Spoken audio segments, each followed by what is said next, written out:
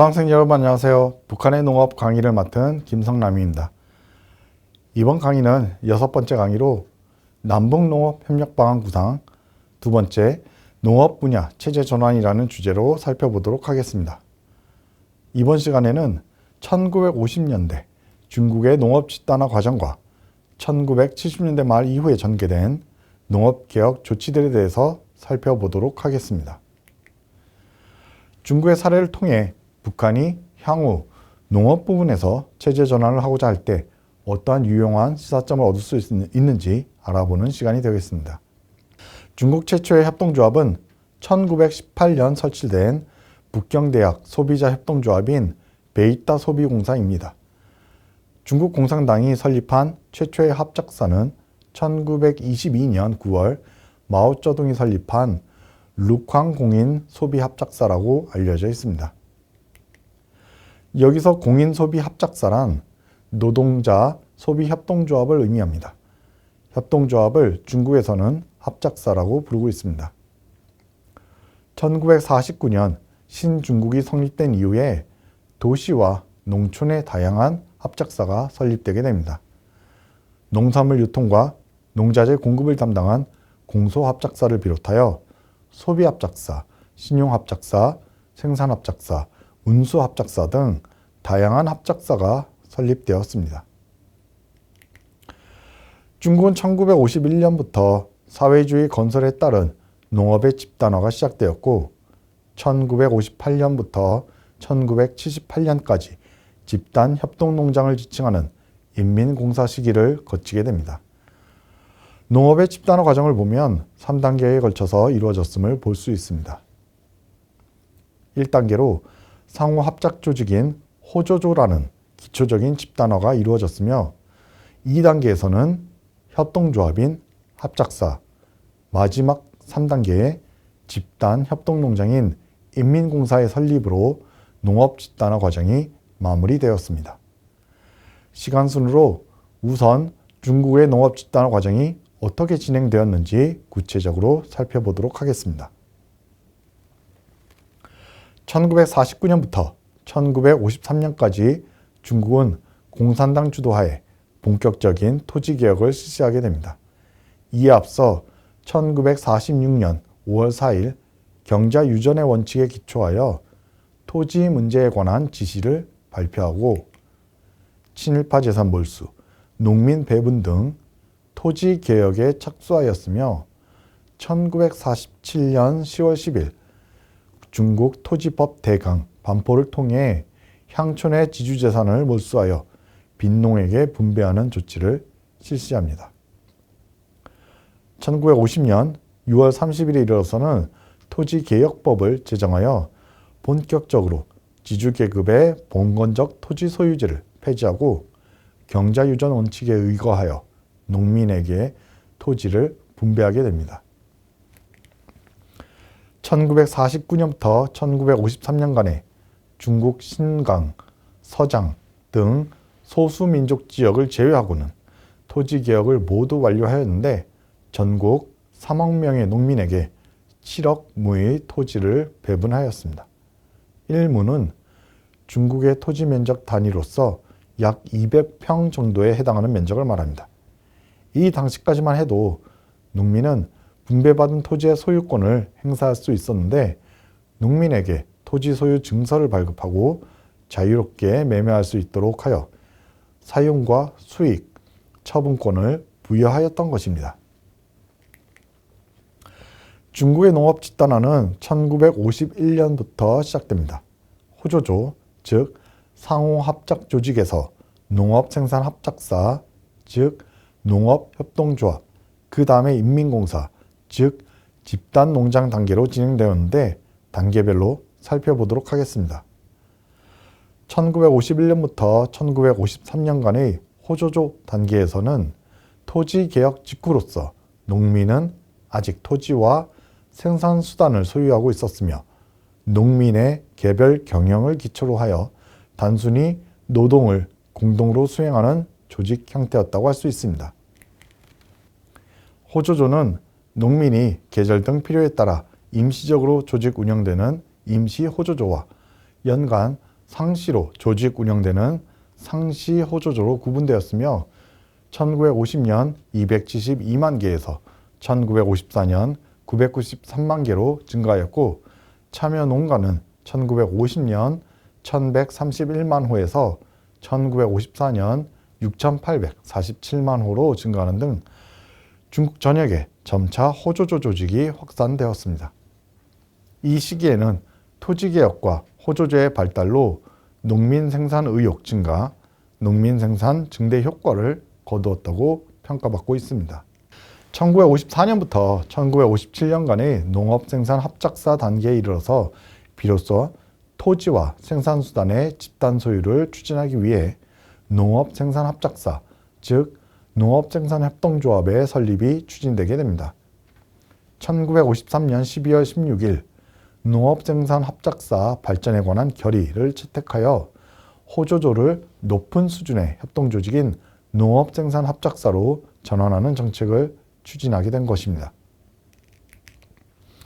농업생산합작사 단계는 집단화 정도에 따라 반사회주의 성격의 초급 농업생산합작사에서 완전 사회주의 성격의 고급 농업생산합작사로 세분해 볼 수 있습니다. 우선 초급 농업생산합작사에 대해 살펴보면 초급 농업생산합작사는 농민이 토지를 출자하여 합작사의 회원이 되고 합작사는 경영을 통해 농민에게 출자 및 노동 등에 따라 분배하는 형태입니다. 자연 촌락 단위로 평균 20에서 30호의 농가로 구성되었으며 토지, 가축, 농기구 등 주요 생산 요소의 사적 소유를 바탕으로 합작사 단위의 공동 경영 및 공동 노동을 실시하였습니다. 토지, 가축, 대형 농기구 등에 대한 농민의 사적 소유가 인정되지만 이들의 경영과 이용에 관한 사항은 모두 합작사로 편입되어 통일적으로 사용되었다는 것이 특징이라고 할 수 있습니다. 또한 합작사의 총수입에서 당해 연도의 생산비, 임차료, 공적기금 등을 공제한 나머지를 회원의 노동과 토지 등의 출자에 의거하여 배분하였으며 호조조와 동일하게 토지와 주요 생산 요소의 사적 소유를 인정하였으나 가장 큰 차이는 합작사의 통일된 경영하에 공공재산을 축적하였다는 것입니다.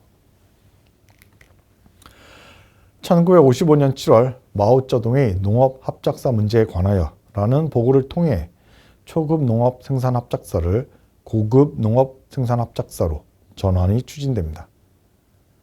고급 합작사는 행정촌락 단위로 약 200에서 300여 호의 농가로 구성되었으며 농민의 사유토지는 대가 없이 합작사의 집체 소유, 즉 집단 소유로 전환되었고 농민의 가축과 중대형 농기계 등도 합작사가 매입하여 집체 재산으로 전환되게 됩니다.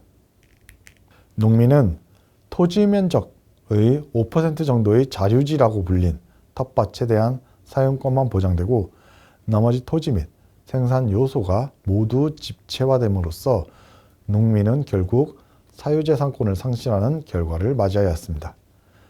초급 합작사에서 인정되었던 토지 출자에 의한 분배는 더 이상 없어졌고 회원은 합작사의 총수입에서 세금, 생산비, 공적기금 등을 공제한 후 남은 부분을 노동에 의거하여 분배받을 뿐이었습니다. 농업생산합작사 수를 보면 1950년 19개소에서 1951년 130개소였다가 1953년에 가면 농업집단화가 진전됨에 따라 농업생산합작사의 수가 15,000개소로 확대되었습니다. 다만 아직 이 시기만 해도 고급 합작사는 15개에 불과했습니다. 그러던 것이 1955년 7월부터 초급 합작사의 고급 합작사로의 전환이 급격히 진행되게 되었는데 1956년 말에 이르면 전국에 총 54만 개소의 고급 합작사가 만들어지게 되었습니다. 1956년 말 시점에서 농가의 88%인 약 1억 호의 농가가 고급 합작사에 가입하였고 급기야 1958년부터 합작사 간 합병이 본격화되면서 인민공사 탄생의 계기가 마련되었다고 할 수 있습니다. 농업 집단화의 최종 단계였던 인민공사 시기는 1958년부터 1978년간 지속되었습니다. 1958년 9월부터 인민공사화 운동이 시작되면서 농업생산합작사는 공농상학병이 일체화된 농촌의 집단 농장이자 최하위 행정조직인 인민공사로 전환되었습니다. 인민공사는 행정과 경제가 일체화된 조직으로서 공업, 농업, 상업, 문화교육, 민병이 상호 결합된 농촌의 최하위 기층 조직으로서 역할을 수행하게 되었던 것입니다. 그 추진 과정을 살펴보면 1958년 8월 농촌의 인민공사 건립 문제에 관한 결의가 통과되어 인민공사 대표대회가 행정단위인 향의 인민정부 대표대회를 겸하도록 하고 인민공사 대표대회의 대표가 향 인민정부 대표대회의 대표를 겸직하는 형태의 조직인 정사합일체제의 인민공사를 설립하게 됩니다. 또한 동조치를 통해 소수의 가축을 제외한 모든 생산수단이 인민공사의 소유로 전환되게 됩니다. 1958년 10월까지 74만 개의 농업생산합작사가 2만 6천여 개의 인민공사로 통합 전환되었고 전체 농가의 99% 이상인 1.2억 농가가 인민공사에 가입함으로써 전국적으로 인민공사화가 완성됩니다. 인민공사는 인민공사 생산대의 2단계 또는 인민공사 생산대대 생산대의 3단계 조직으로 구성되었습니다. 각각에 대해서 살펴보면 가장 최상위 조직인 인민공사는 중앙의 인민공사 관련 정책과 법령을 집행하고 생산대대와 생산대를 관리 감독하는 역할을 맡았습니다. 생산대대는 하위 조직인 생산대의 생산계획 수립을 지원하고 생산대의 생산활동, 재무관리, 분배 업무를 관리 감독하며 국가가 부여한 농산물 수매 업무를 수행하고 생산대의 민정, 치안, 문화, 교육, 위생 등의 업무를 관장하였습니다. 말단의 생산대는 인민공사의 기본 결산 단위로서 농산물 생산 및 분배를 직접 담당하며 관할 토지 및 회원 농민의 자류지, 택지, 대가축, 농기구 등을 소유하고 농작물 생산계획 수립 및 생산을 담당하였는데 독립채산제로 운영하는 것으로 되어 있었습니다. 인민공사는 민주집중제에 의한 관리를 표방하였는데 내부의 최고기관으로 사원대표대회, 즉 인민공사 사원대표대회, 생산대대 사원대표회의, 생산대 사원대회를 설치하였으며 내부 관리기관으로 각급 관리위원장을 두고 감독기관으로 감찰위원회를 두고 있었습니다. 인민공사는 사원의 노동에 의한 평균주의 분배를 실시하였는데 생산대는 사원의 노동력의 질과 양에 의거하여 보수를 분배하고 각종 노동에 대한 정액을 제정하여 기술 수준이나 노력도 등에 의하여 관리하였습니다.